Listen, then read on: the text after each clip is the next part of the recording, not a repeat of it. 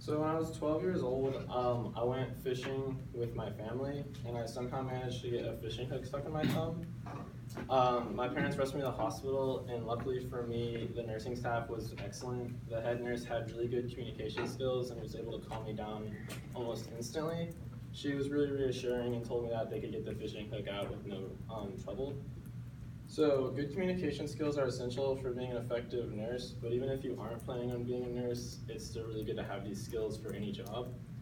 I'm a pre-nursing student, and as someone that has worked with the general public for many years, I have a lot of experience developing my communication skills and how to deal with the public when you're working with them. So developing effective communication skills is something all nurses and students need to learn to become good nurses. Today we're going to talk about prereqs for nursing school, new things being tried in nursing school, and the pros and cons to on-the-job training. So now that we know what we're talking about, we're going to talk about the prereqs for nursing school. So there's two different types of prereqs. There's the people-based ones and the science-based ones. Both are equally important for communication skill development. First, we're going to talk about the people-based ones. So in my interview with Mrs. Hun, who has been a nurse for 36 years, the interview was on January 30th. She said that going through college and taking these people-based classes like public speaking, general psychology, and sociology prepared her enough, she felt, to be a nurse and to deal with all those situations you have to deal with. So yeah.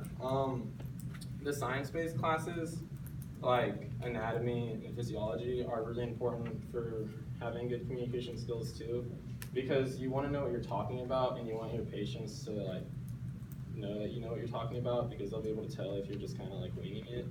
You want to feel confident in what you're saying. So yeah, now that we've talked about the prereqs for nursing school, we're going to talk to new things being tried in during clinicals. So metacognitive is the awareness of one's own thinking process, and in a scholarly journal by Norris in 2013, they did a study to see how reflective processes affected what students retained after clinicals. So students would go through clinicals and shadow nurses and stuff, and then the next day they would just reflect and try to think about what they saw, and it has shown to improve what they retain from it. And then in another scholarly journal done by Bass Sarmiento in 2017, it was empathy training. So empathy isn't really something you train, but in the past that has been the case. But empathy has been shown to be a really important tool for nurses to have when dealing with patients and their families. So they did a study to try to train nursing students in that category and had really positive results. So now that we've talked about new things being tried, we're going to talk about the pros and cons to on-the-job training. So the big pro with on-the-job training is that it is you get a lot of experience that you don't get in clinicals with situations that you can't really train for. And that's really important, because the longer you're a nurse, the more experience you get and the more places you can go, like the operating room and intensive care units. So it's really important that you get that training. The big con is that hospitals don't really like giving that training because it's expensive, and they'd rather just hire a nurse with experience, because new nurses right out of school can't go to the operating room or intensive care unit. So to combat that, nursing schools are trying to do 3 years of clinicals instead of 2 to get more experience, but so far it's kind of iffy. And that was from a magazine article titled "Residence Training and Trains New Nurses in Advanced Skills."